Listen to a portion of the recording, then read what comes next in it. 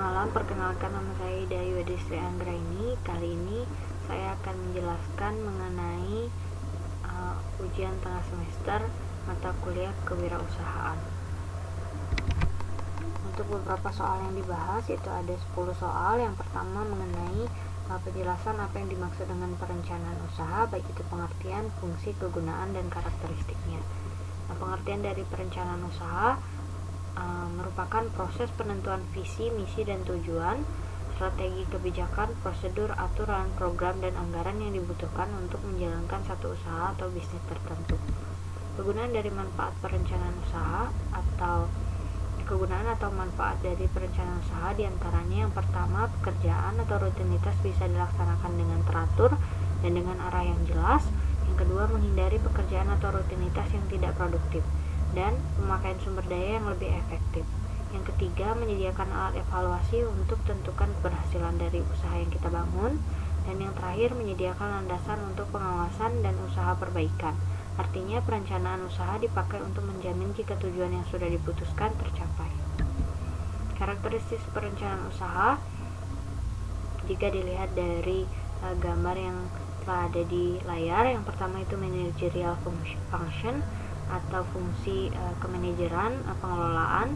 Lalu goal oriented, artinya perencanaan usaha berorientasi pada tujuan. Pervasive juga continuous activity atau aktivitas yang berkelanjutan. Proses yang intelektual. Futuristic itu memandang ke depan. Dan decision making, pengambilan keputusan. Nah, di ruang lingkup perencanaan usaha itu ada beberapa. Yang pertama, executive summary, mission statement, company background, product description, marketing plan, competitor analysis, SWOT analysis, operation, financial planning, dan timeline. Untuk company background itu merupakan latar belakang dari perusahaan yang akan dibangun, lalu deskripsi produk yang akan kita jual atau kita pasarkan, ada juga rencana pemasaran atau marketing plan, ada competitor analysis, analisis pesaing, yang selanjutnya SWOT analysis, diantaranya strength, weakness, opportunity, dan threat. Lalu operation atau cara pengoperasian, financial planning, itu ada rencana mengenai keuangan atau finansial, timeline, waktu, dan summary itu kesimpulan eksekutifnya. Lalu di ruang lingkup itu sama seperti tadi sudah dijelaskan bahwa ada ringkasan eksekutif. Yang pertama, analisis manajemen, deskripsi perusahaan, produk, analisis pasar, analisis produksi, finansial, dan aspek sosial budaya sebagai tambahan. Nah, pemilihan ide dalam perencanaan bisnis ini masuk ke pertanyaan kedua. Yang kedua itu jelaskan apa yang Anda lakukan dalam pemilihan ide perencanaan usaha atau bisnis. Nah, dalam pemilihan ide, hal yang perlu dilakukan yang pertama, berpikir apakah ide bisnis ini atau bisnis yang ingin kamu lakukan pernah dilakukan sebelumnya. Lalu, apakah kamu memiliki pengetahuan di bidang bisnis yang ingin kamu kembangkan. Dan yang ketiga, ketahui kapabilitasmu yang sekarang, apakah kamu sanggup menjalankan ide bisnis hingga tuntas. Barulah bisa memilih ide yang akan digunakan dalam perencanaan bisnis. Selanjutnya mengenai analisis situasi pasar, baik ide, model perencanaan bisnis untuk bisnis pendidikan. Nah, 5 cara analisis pasar itu yang pertama, menentukan pasar yang relevan, menganalisis permintaan primer, lalu menganalisis permintaan selektif, menetapkan target segmen pasar, dan nilai persaingan. Jadi analisis pasar adalah suatu kegiatan penganalisisan untuk menyelenggarakan atau mempelajari berbagai masalah tentang keadaan pasar. Nah, di analisis pasar ini ada namanya perencanaan bisnis, yang mana ekonomi skupnya semakin banyak volume output, maka biaya rata-rata produksi akan semakin kecil sehingga keuntungan yang diperoleh akan semakin besar. Nah, apabila perusahaan menghasilkan beragam jenis output, maka biaya rata-rata produksinya akan semakin kecil. Yang keempat itu mengenai soal jelaskan wirausaha bidang pendidikan, baik jenis dan tantangan, serta syarat rencana mendirikan usaha dalam pendidikan. Nah, wirausaha bidang pendidikan ada peluang dan tantangan di era digital serta syarat mendirikan usaha. Yang pertama, usaha dalam bidang pendidikan yang tertera di sini adalah privat, sasarannya adalah perseorangan. Itu kelebihan dan kekurangannya ada tidak memerlukan ruang bangunan yang luas, fokus mengajar terhadap satu orang, pembelajaran lebih intens, bayaran pengajar lebih tinggi, serta jadwal dapat dibuat sesuai kesepakatan siswa dan pengajar. Nah, untuk bimbel kursus itu sasarannya kelompok, memerlukan ruangan sebagai tempat mengajar, sistem mengajar seperti sekolah namun siswa lebih dibatasi, aktivitas belajar cukup baik dan terjadwal. Selanjutnya itu ada toko buku, alat tulis, seragam, itu memasarkan perlengkapan sekolah dan perlengkapan belajar siswa. Ada kebutuhan peserta didik yang selalu ada, pemasaran dapat melalui media online maupun toko, dan tidak membutuhkan pengetahuan atau keahlian khusus. Yang keempat ada penyediaan bahan-bahan praktikum atau alat peraga, itu ada kebutuhan sekolah selalu ada, pemasaran dapat melalui media online maupun toko dan membutuhkan keahlian dan pengetahuan khusus. Nah, selain 4 hal ini ada juga bisnis dalam membangun PAUD maupun TK, SD, SMP sampai perguruan tinggi yang termasuk dalam usaha dalam bidang pendidikan. Untuk selanjutnya, peluang dan tantangan di era digital.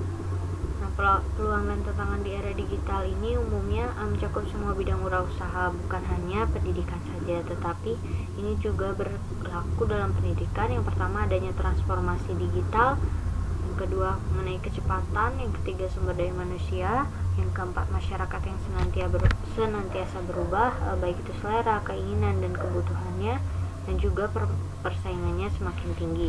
Itu terkait kreativitas dan inovasi. Sama seperti tadi yang ditransformasi digital, yaitu teknologi yang semakin canggih dan berubah-ubah setiap saat, maka pebisnis dituntut untuk menjadi adaptif dan memiliki kemauan untuk menyesuaikan. Yang kedua ada kecepatan, masyarakat menginginkan produk dan jasa yang sifatnya cepat dan praktis. Yang ketiga ada sumber daya manusia dan masyarakat yang senantiasa berubah, itu selera, keinginan, dan kebutuhan masyarakat yang senantiasa berubah-ubah, serta sumber daya yang memiliki kemampuan dan keahlian yang sesuai dengan keprofesionalannya. Yang keempat itu ada persaingan yang semakin tinggi di zaman digital, saingan bisa muncul dari berbagai tempat dekat maupun jauh. Saingan juga dapat timbul dari bisnis dengan jenis atau latar belakang yang berbeda. Yang terakhir ada zero surveillance, artinya hilangnya sosok pemimpin. Nah, di mana saat era digital ini karena pengelolaan bisnis bisa dilakukan jarak jauh, maka akan menghilangkan sosok pemimpin akibat tidak ada komunikasi antar pegawai dan juga pemimpinnya. Untuk syarat mendirikan usaha dalam pendidikan ada beberapa tahap. Yang pertama, ketahui jenis dan bentuk usaha bidang pendidikan yang ingin kamu dirikan, lalu persiapkan modal serta sumber daya yang tepat. Jika perlu, urus dokumen segala hal terkait perizinan pendirian usaha, lalu perkuat networking dan branding, artinya jaringan untuk mendirikan usaha supaya lebih luas, dan promosi terkait usaha yang ingin kamu lakukan. Yang selanjutnya mengenai bisnis model kanvas, itu bisnis model kanvas, bisnis plan untuk bimbingan belajar. Ada beberapa hal yang perlu diketahui. Di antaranya itu ada key partner, key activity, value proposition, customer relationship, customer segment, key research, channel, cost structure, dan revenue stream. Nah, untuk partner kuncinya atau partner utama ada orang tua pelajar, lembaga penyedia pengajar, bank, percetakan, garment, lembaga penyedia modal lain. Yang kedua mengenai aktivitas yang akan dilakukan, itu yang pertama kegiatan pembelajaran yang menyenangkan dan berkualitas, kegiatan konseling untuk siswa yang merasa memiliki masalah terhadap hasil belajar dan cara belajar, kegiatan tentor mandiri di luar jadwal belajar untuk siswa yang ingin mendiskusikan tugas ataupun materi yang belum dipahami kepada tentor secara mandiri. Untuk value proposition, dengan value propositions itu pendidikan untuk siswa menengah atas yang terjamin kualitasnya, serta tenaga pendidik profesional, sabar, kreatif, dan interaktif. Nah, untuk customer relationship, yang pertama itu menjamin dan meyakinkan orang tua terhadap pentingnya pendidikan pada tingkat menengah atas dengan selalu mengirimkan laporan perkembangan anak setiap bulan kepada orang tua melalui email, juga menyediakan platform berupa web bimbel yang memudahkan orang tua untuk memantau perkembangan anak melalui nilai setiap tes di lembaga bimbel, mengadakan pertemuan orang tua atau wali setiap tahun untuk melaporkan hasil belajar siswa dan memberikan saran untuk pembelajaran ke depan bagi anak. Selanjutnya, customer segment itu yang dituju adalah pelajar sekolah menengah atas dengan pemikiran ingin memiliki target nilai dalam pembelajaran di sekolah. Itu maksudnya ingin mendalami materi lebih lanjut, dan juga pelajar yang ingin memiliki minat untuk melanjutkan ke tingkat perguruan tinggi. Untuk key research itu ada tenaga pendidik yang berkompeten dan bersertifikat, ada kurikulum yang setara dengan sekolah internasional, ada UKS dengan pertolongan pertama lengkap, dan buku materi belajar.